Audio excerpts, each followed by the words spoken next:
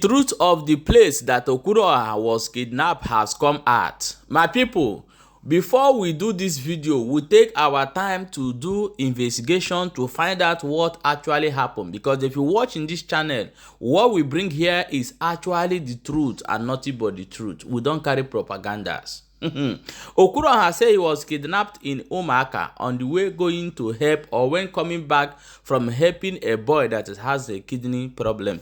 And now let us explain that Umuaka in diasporas has come aside to say that Okwuluora did not kidnap Okwuluora in Umuaka, that they are willing to pay, even assist and also contribute in that boy he went to go and save. That Okwuluora was not kidnapped in Umuaka. They are very angry of state because of the statement that Okwuluora made that anybody that they call work in Umuaka, that person should not go. That anybody they invite for a question or anything in Umuaka should not go. And they are very upset that nobody in Umuaka, and Umuaka do not have any traditional ruler or Eze or king or anybody that is governor that place. And these people debunk it and say that this is a very big lie. And they also went ahead and do video showing their big market. That is all the whole people in Njaba attend that market every Afo market day, known as Afomaka. That Okwuluora come to Umuaka through Owerri to Olu road and went to this place that he go now. Then when going, Okwuluora refused to follow the road which he come through. And Okwuluora now diverted to a place called Ezioha. Ezioha is not even in Umuaka. Ezioha is another community far away from Umuaka, but slightly have a boundary to Umuaka. And there is no unknown government camp located in Umuaka. No unknown government camp located in Umuaka. The Nigeria Army Police know this thing that I'm talking about. There is a camp located in Ezioha, where even the Imo State government, police or DSS or army always go to that place to fight these people. And they will pass through Umuaka. When coming back, they will start buying many people on the road that does nothing in Umuaka. This I'm telling you. Then the neighboring village that connected to this Ezioha, from Umuaka that connected to this Ezioha, many people that living around that place have run. Maybe this is the place that Okwuluora passed. Because of assault of the Nigeria police and army, not even the assault of these unknown governments. Because when they go to that place, on their way coming, they will stop and start burning shop, start shooting around. I could have made the go back to this video, you will see it, where I saying that Nigeria army attack a village in Umuaka and buy many people. You can see 3 or 4 videos here. And this is the place Okwuluora said that people run away from. Now, Okwuluora now take that place, want to collect to a place that will reach to him by Itoli. Then from there, it will start easy to Owerri and go. And this is the place where Okwuluora was kidnapped. Immediately he left that place. Okwuluora was never kidnapped in Umuaka. And Umuaka diasporas have demanded apology from Okwuluora for saying that they do not have even a king. They do not have Eze, that nobody is governing that place, that everybody is deserted. This is a very big lie. Umuaka Afo market is a very big market in Njaba. Go and verify. And people are living there. There are so many businesses going on in that place. In fact, Umuaka is developing fast in Imo State. Go and verify. So Okwuluora coming out to label the whole community that nobody is there, is that this is very wrong, and I totally condemn that act. But somebody like Nonsonkwa, I don't say kidnapping Okwuluora in Ezioha, why he say is Umuaka. Ali Igbo today is bleeding, and we totally condemn every damn kidnapper or non-government, whatever that is happening in Igbo land today. This is not who we are. We condemn it totally. But when I see this video, I try to investigate and know what really happened to Okwuluora. So Okwuluora, we are so sorry. We are totally so sorry of what happened to you, brother. But the Umuaka people say that he was not kidnapped in Umuaka, that he was kidnapped and taken to Ezioha, which this camp is located. The Nigeria police and army knows about this. So let me play you some videos of both Okwuluora side and some replies from somebody called Unknøwn before we come back and continue this topic. Okwuluora was not kidnapped in Umuaka, and that's a fact. One night nwoke Okwuluora asem kai were ohere sege ndo na ihe metụtara gị n'ote ndị ntụrụ mmadụ shi tọrọ gị oge bịara bịa inyere anyị aka ịhụ na atụkọtara ego dọọ nwanne anyị nwoke ndụ maka ọrụ ọma ndị anyị na-arụ. Anyị na-asị ka onye nwe anyị nọnyere gị, kwụghachi gị ụgwọ mmajụ kwuru mmajụ, nye gị ogologo ndụ, ahụ isi ike, udo na ọganihu. Anyị wee na-asịkwa na obi arịda anyị mma na ije bịara ka ị na-alazi ala ndị ntụrụ mmadụ atụrụ gị ma ọwụ unknown gunmen dịka ishiri kwu kpọrọ gị gawa na kampụ ha. Biko ndo iwe wele gị. mana ọrị mkpa ka m werekwa ohere a gwa ma gị nwa na ndị na-ege gị ntị na ndị nọ n'akụkụ na-atọrọdụ gị n'ụmụaka. You were not kidnapped in Umuaka. Enwere ike ụmụaka wa ahụ ịma dutu na ọwa ebe ebere ije, and enwere ike ụmụaka wụ ebe obi gị gwara gị akpọrọ gị ga dịka ishi ekwu gị, and ebe anyị ga-eji anagide gị asọ onye na-amada ala ya nwere ike sef gị nọgodo mgbe ọzọ gị si n'ọnwụ na ụmụaka ka ị nọ. Biko ihe m jiri jido ahụ m anya na ọwụdụ na ụmụaka na esi na ebe ihe a mere gịrị ka ebe ọsọ gbara, na enwedo onye a na-ahụ ahụ nga ahụ, na enwedo onye nọ nga ahụ. Eyi describe ga awụdo ụmụaka maka ebe ka mma na kanụ ya, and anyị jụọla ese ha si n'eziokwu na ihe mere n'okirikiri n'akụkụ ụmụaka mana omedo na ụmụaka and edemedekwenego na ụmụaka. Anyị ga-anagide gị maka na ịmada ala, mana ọ na-ewutekwa anyị ọtụ ishiri mee vidiyo nnọọ na-ebu asha na onye a ga-ahapụla ụmụaka, eji ego burial, eji ego wedding, eji ego ke na-agala ụmụaka maka gịnị? Na ọwụ gị na-atara ndị mmadụ ọda ka ọ na ọgụ na-achara ndị mmadụ ụzọ na ọ na ka ị gara agalụ na ọgụwa ji aka gị gbapụta onwe gị, na ọgụwa hapụrụ onwe gị na ka ị gara. Ị ga-ejizi pụta manwe ekwe onye aga ahụ na ụmụaka anyị ga-agbalagara gị agbalaga. Insecurity wụ ihe na-eme n'ala Igbo niile. You are more likely to get kidnapped in Enugu than in Umuaka. You are more likely to get kidnapped in Owerri than in Umuaka, and I am speaking facts. Statistics are that ashi. Gị sokwana na ihe m kwuru washi. Gị jọ bịa na comment section. Ele the last time they kidnapped mmadụ na ụmụaka. Ihe m kwugewa ụmụaka o asatụkwa m ọlụ zone, asatụkwa m na community ndị ọzọ. Onye ọbụla ma the last time they kidnapped mmadụ na ụmụaka ya comment onye na comment section. Then gwa anyị kemgbe mmadụ ole kidnap gwerele n'Enugu, Owerri, Awka or other towns or cities. Ihe ndị a na-eme na wee ihe ọjọọ. And the primary task of the government is to protect life and properties of the citizens, which they are not clearly doing well. Ka ụnụ hapụ ije na-emebi aha communities gbaga mbọ na-adụ isi onwe ha na-achọta ha ga-eji arị ha. Ọ bụ eziokwu na n'ụmụaka na enwere ndị dị iche iche iwe na-ewe mmegbu a na-emegbu ndị Igbo na ojiji eji maazi, ha na-ewekwa n'iwere agha.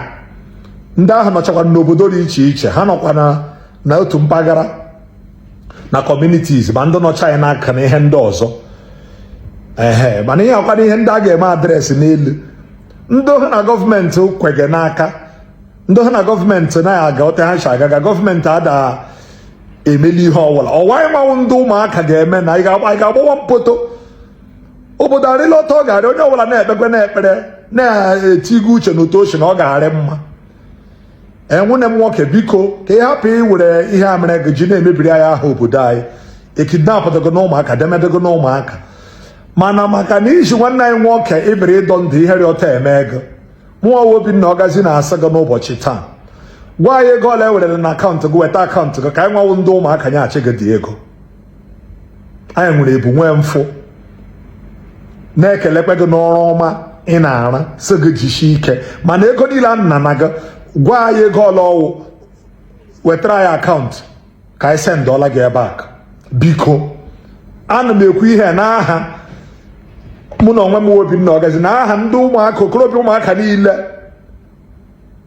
ndị ihe ọma na-arị mma na ndị na-egekwana m ntị na ndị hụrụ m n'anya na ndị m hụrụ n'anya wetara anyị akaụntụ gị ka anyị zitere gị ego ka ọ hapụ ere ka enwere ihe ọda adọga biko anyị sị gị ndo diwe mana wepụtara anyị aha ụmụaka n'ọnụ gị especially na ka onye abịa ha na ụmụaka na ụmụaka ka desert ụmụaka ka ebe agbụrụ ọsọ na ọzọrị ka ibie ihe m na-etigara ahụ vidiyo ụmụaka n'ụbọchị taa emere na agbachiri na mmiri lọshiga na mmiri jos doo ihe ahụ ụmụaka ha na-ekwu ụka ya blessed town ndị hụrụ onwe ha n'anya thank you anyị ga-echewe akaụntụ gị na ego ọla nna na gị ka anyị nwee ike kwaghachi gị keta nke echi nwanne anyị nwoke kwena na-arịa ọrịa ka anyị na-atụle uche mụrụ ote ọ ga-esi arị. Yeah, today is 1st of August 2025.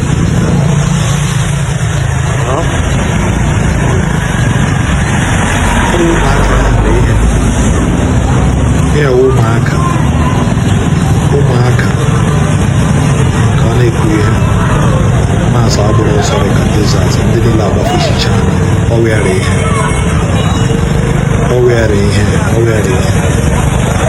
with special location or we have normal day ụmụaka ndị communal business one of the fastest growing towns in the whole of Imo State.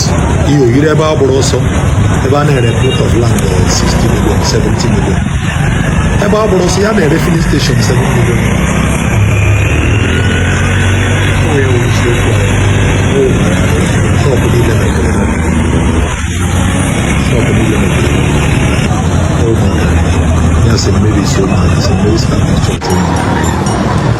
Today is 1st of August 2025.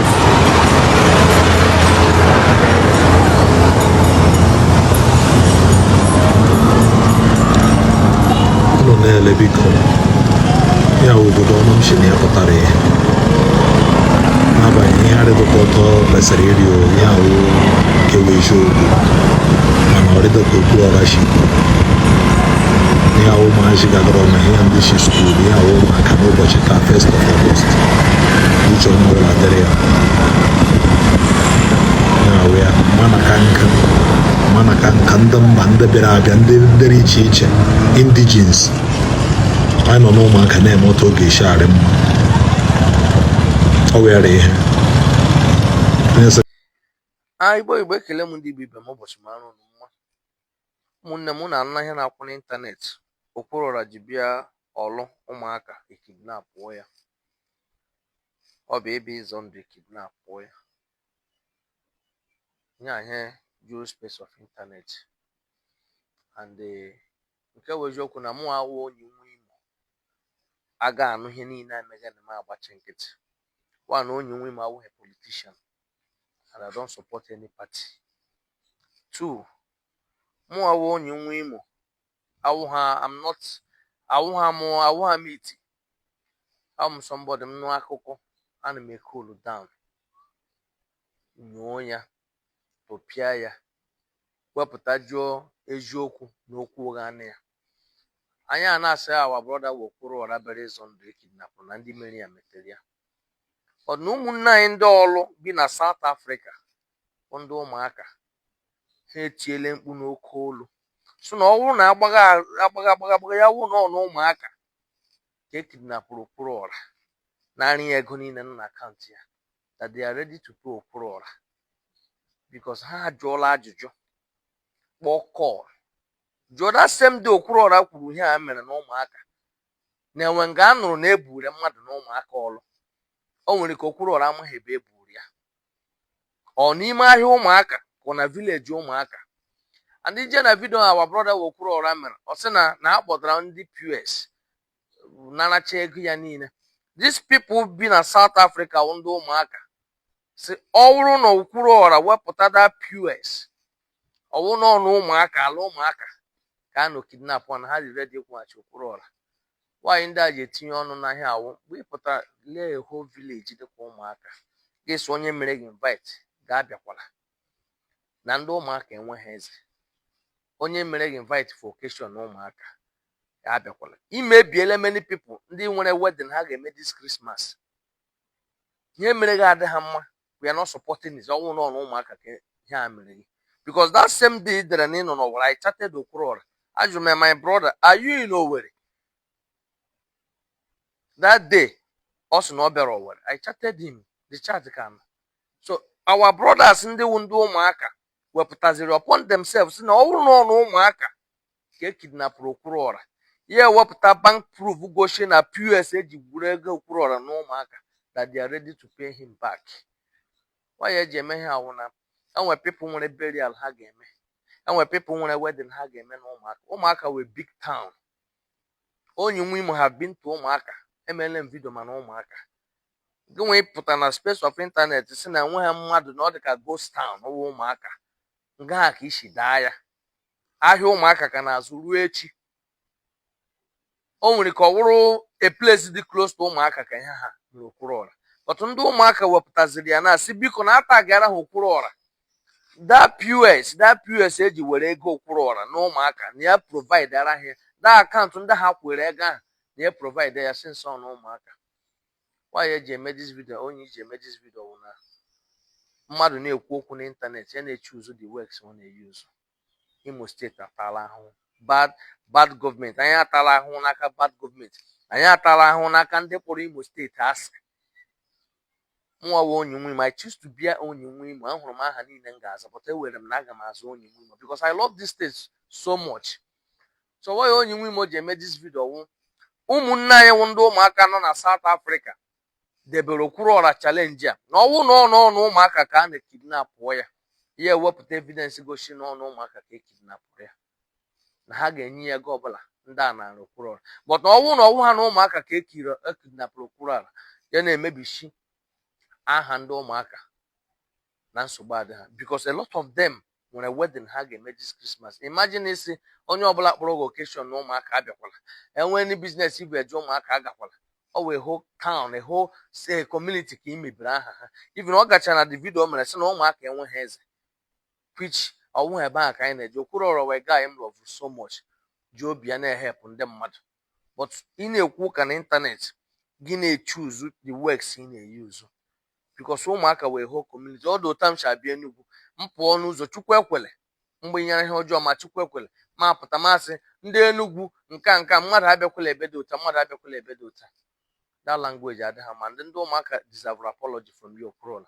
You must apologize to them because ihe mere gị nobody support ihe ọjọọ mere gị ọwụ na o mere gị n'Imo State. But gị nwee ibe in the space of internet kwuo ya hụ ha na onye ọbụla mere gị invite na Umuaka na ga-abịakwala. Enwe occasion ọbụla people are following you. You nwere massive followers. Just imagine it condemn a name of Umuaka. Onwe a particular communities, look at the community ha akpọ gị je. Yes, onye ọbụla mere gị invite na Umuaka mmadụ abịakwala. Ndị ọlụ ndị Umuaka nọ na South Africa si ọ bụrụ na ị provide evidence gosi na ọnụ Umuaka ka a nọ kidnapụ gị, they will pay you. So my brother Okwuluora, inweta this video dị sure ga kidnapụrụ gị. Dị sure ndị were ego gị wepụta jụọrọ ha the proof ka nwee ike nyeghachi gị ego gị lụzụ. Since na ịdị sure na ọnụ Umuaka ka m nọ mee POS eji kidnapụ gị, ha si na iwepụta jụọ proof akaụntụ ego ahụ agara ịga na bank gị print ya that ha nwawo ndị Umuaka nọ na South Africa will pay you back. But anyị na-ekwu okwu na space of internet ka anyị na-ata okwu ndị anyị na-ata eze because ihe a na-ekwu okwu ya you can't damage a whole community. Enwe people na-emepe ụlọ ha, enwe people na-alụ nwaanyị, enwe ndị ọgwụ shifa place abịa wute ohi ị mere na enwe ndị ga-emeghere alụ gị this Christmas, enwe ndị a ga-achọ ka akwụgbu iche because of this video asị no alụwo ha m. So ka anyị na-atata okwu ọnụ ka anyị si use ya. So biko mee ka video ruo Okwuluora aka onye ọbụla wa onye Umuaka ji video evidence ụbọchị ahụ kidnapụrụ Okwuluora na Umuaka tinye ya na ụmụazị banye na South Africa si ha ga-akwụ Okwuluora ihe niile ndị kidnapper narị n'aka. Ụbọchị mara unu mma. So welcome back, my wonderful people. Now you have heard it all that Okwuluora was not kidnapped in Umuaka. Okwuluora actually taken in Ezioha, and that is where this camp is popularly known. Go and ask DSS, go and ask the police, go and ask the Nigerian army. This place I'm telling you is no-go area in Ezioha, not in Umuaka. And these people, when the police people want to go there, they always connect from Umuaka to this place. And when these people also want to come out, they connect from there and come outside. So Okwuluora has said that there is a lot of people there that they could not do anything. That these people could not do anything. I'm going to leave Okwuluora video here also for you to watch. The reason why these people are saying this thing they are saying now. He said that there's a lot of people there when they are taking him, and these people could not do anything. Okwuluora, in Enugu, where you live or where you come from, I don't know if you are from Anambra or wherever, but where you come from. So if your people, like few people, see a heavy man with a heavy arm, they will come outside and shout. I don't understand. In Igbo land today, what is really happening every day, every people will run away, and you're expecting them to come and put their own life to save you because you are Jesus Christ. My people, the truth remains the truth. Kidnapping is so bad. But labeling the entire community of Umuaka, telling people not to go there when they invite them for an event, or telling people that nobody is staying there again, this is a totally lie. Even when we come to your own village to do Okwuluora, maybe thousands of people in your own village today may be even lesser than people in Umuaka, because the community is growing fast, it's booming. There is mutants are moving there fast. So I don't know why you refuse to tell them exactly where you are kidnapped. If you don't know, go and do investigation, or send a team and do investigation where you are kidnapped, and come back and debunk this thing that no, I was wrong, that I was kidnapped in Ezioha and I was taken to the Ezioha. And thank God, use your platform to tell the people that these people from Ezioha need help. Because the place where this camp are located, in that forest, everybody in that side have deserted. So tell the people to go and help people in Ezioha, and also those boundary, those Umuaka boundary that also connect to that Ezioha, to go and help. The police should go there and help them, because they are going there every blessed day. But still yet, there's nothing they have done. When they go, they will shoot and they go back. So Okwuluora, labeling the whole community with such statement you use in this video that I'm going to play is totally wrong. Let me play the video. Ana si me ego mniine. Nsima na unweka ige sinaba. Buru nu moto. Kunu ma moto nna anya. A surrender mu moto m. Surrender phone m niile. So ye nchori iji weputa be isi m. Imana commander nyere order. The commander nyere order si buru moto Okwuluora biniya. Commander si Commander Jomno osu ya n'Imo State. Ama si osi no ngonye meta Umuaka. Nsi anosa enwe ki check atom commander ha ato. Mana ihe nwoke bu n'ukwu. Egbe gba ma okirikiri 100. Ka esi recover. I don't know how to exaggerate. No matter how trained it in a military or whatever, ibanye Umuaka inwe problem. Yenje kuya bo mmadu boge chigi bia wade nolu agakwa na. Mmadu boge bia wade nanja ba agakwa na. Ebe obuna mmadu boge bia occasion mo burial mo bridal shower mo traditional marriage. Jukwe ese. Amam na nsogbu dị na Umuaka. Mana achuma ejibo onwe m chụwa aja. Ka chi na echere m wee dị ndụ. Onye maka nji wee je Umuaka. Ana m achi na be ebere si Chineke. N'obu gị nwa bụ onye kere ụwa. Nsi n'obu na gị nwa bụ Jesus Christ of Nazareth. Jehovah Adonai, Jehovah Sikeno. Gị gosi m ya tata. Commander, onye nke ọzọ buru akpa m passport m dị there. My international passport dị there. Osi buru ya bunye m mena akpa m ene na akpa m. Ọ bụ na passport m etozuru ezu. Ekporo phone m. Commander si gboro phone m bonye m ekponye m phone m. osisi were si bunye moto m eje reverse ya moto m binye m commander dinye mmadụ na-abụ ha buru ụzọ ka m na-eso ha n'azụ na-enwe tim ọzọ nọ n'iru na ọ bụrụ na tim ahụ fụmụ na a ga-open fire. Agbagbuchago m yesterday. Commander nyere order men ya na-abụ were machine dupu m na express na tim ahụ nọ n'iru na tim ahụ ada anụ ife na anụrụ ana sandu moto m na a ga-open fire because ụmụaka bụ ghost town. Enwere onye nọ there. Moto ahụ bịa dị strange to them. Chineke wee si n'ọnụ commander dinye mmadụ na-abụ wee soro anyị bukọta anyị bupụta anyị na express sa anyị gbazie express a direct na anyị gbakọta express a direct na anyị ga-apụta Owerri. Moto adịghị na fuel mejide m shishi ego niile m nwee gwụrụ agwụ. Akpọrọ m jee na POS a na-atụrụ egwu na-analụ m transfer. Ife a na-agwa gị bụ biznes na ụmụaka. POS nọdụ ya bụ POS bụ ejide mmadụ. Enwere nke na-asị m be careful while making this video. Ọnụnwa bụ na na-adịghị mma. Ọ bụrụ na ihe mee emume kwuru ya ka onye ọzọ mara ihe ka onye ọzọ were ya mụrụ ihe Chineke gbaa m ọkụ. Ndị a kidnapụrụ m n'ụmụaka onwere onye nke metụ ụmụaka. Half of them ma onye mbụ a na-asị m Okwuluora God bless you. Onwe onye nke sị m na m emeghị ihe ọma too much. Ndị ọ bụrụ na ihe ọjọọ mee m n'ụmụaka na ana Igbo ga-abụ Imo steeti ọnụ.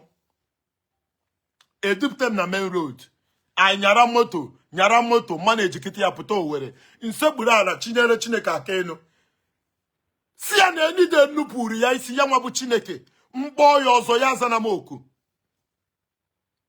Funny enough anọ na-ekidnapụ m mmadụ afọ na main road enwe ndị nọ na shọpụ ha na-evidio ihe na-eme. Igbu mmadụ na ikidnapụ mmadụ na ụmụaka ozi normal thing. Onwe sim end the live session mara end ya. Igbu mmadụ na Njaba local government area of Imo State dizika ọ dị ka normal thing. Ọ dị ka ebe a na-Enugu now. Ime mmadụ attack ndị mmadụ ga-agbapụta ka ihe ome. Mana anọ n'Imo State na ụmụaka mmadụ ma afọ na ana buru m tii na ọkada onye ọbụla nọ na-evidio onye ọbụla na ọkụ nwere ifeme mma na agwọ nọ n'akịrịka. Ọ bụrụ na ifeme emume aka ọlụ gị ya ọ kwasị na onye mere mmadụ ka eji amụrụ ife. Ọ bụrụ na m abịa aka ọlụ gị ihe mee na ụmụaka na Njaba local government area of Imo State echi jee ife a mesịrị ruo n'ụtụtụ a. Pay attention to this part. Onye ji akaụntụ ya gba etu ego a bụ Ikechukwu Charles Obinna. Ikechukwu Charles Obinna bụ younger brother Mpa Chinecherem. Mpa Chinecherem nwụrụ na 14th May 2024 which is 12 months ago 14 months ago. Younger brother ya bụ Ikechukwu Obinna Charles. That same people kidnap mkpụrụ that man n'ụtụtụ a. Emesim the fundraising. Singapiko, first thing tomorrow morning. Either na ha were Sienna or na ha book flight jeba Abuja. Chinecherem na anwụzi anwụ. Enemi anya. Ine that boy anya ndụ adịghịzi ya n'anya. Ayogo mo ya so much that na I can detect level of condition onye na ayo ya no. Chinecherem na anwụzi anwụ. Chinecherem bụ ofu nwa nwoke, Chinecherem bụ ofu nwa nwaanyị. Ọ bụrụ sọsọ kidney ka that boy na-aya. Ọ bụ na o ruo ezigbo na ọgwụ ka a ga-agụrụ n'ihe that boy na-aya. Ayago m ọya, and ana m enete ndị ọya. Therefore, I'm not a health worker. Therefore, but enwe little things mma. Enwe onye bụ na yo na mfe ya. I can predict or detect the level or how severe the thing there.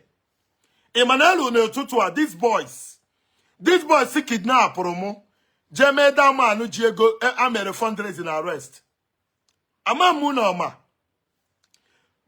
Oga akpọpụta m na main road na that place. Anyara moto 1 minute full police checkpoint. Anyara moto 1 minute full military checkpoint. Police in there, army in there, mkpamkpa na akpa. I don't know why. I want you to know this fact. Police in on the road, checkpoints. Na narande mmadụ ego. Ndị amị nọ there. Ndị amị nọ like 2 minutes away from ebe ihe niile anọ na-eme. Eluo n'ụtụtụ a, Mr. Ikechukwu Obinna Charles. Onye atụrụ ego niile a na akaụntụ ya. This man buru ya n'ụtụtụ a. O nwere ndị nọ n'ịntanetị asị m gosi na evidence na kidnap m na ụmụaka. Ana m egosi gị evidence ma ewetenu fonu video be ndị kidnap m. Ikechukwu Obinna Charles bụ onye ụmụaka. O ya nwa ka eme fundraising na akaụntụ ya. Onye ọbụla bụ onye ụmụaka mana family nga yesterday. Onye ọbụla bụ onye ụmụaka ma family nga yesterday. Have you gone to the family to ask them if I may yesterday? Hi, Jesus Christ of Nazareth. Emecha mbebe ekpere si Chineke na amaghị m ihe m ga-eme ma ọ bụghị naanị ekpere. Nsi ya Chineke ya chebe m. Afọ m ọnwụ m yesterday. Nna. Ọ na-eme nkwukọta na ọ dị nke ọma dị ekwute. Ka isi wee rute ebe anyị nọ tata. Umuaka, Imo State. Hi, Jesus Christ.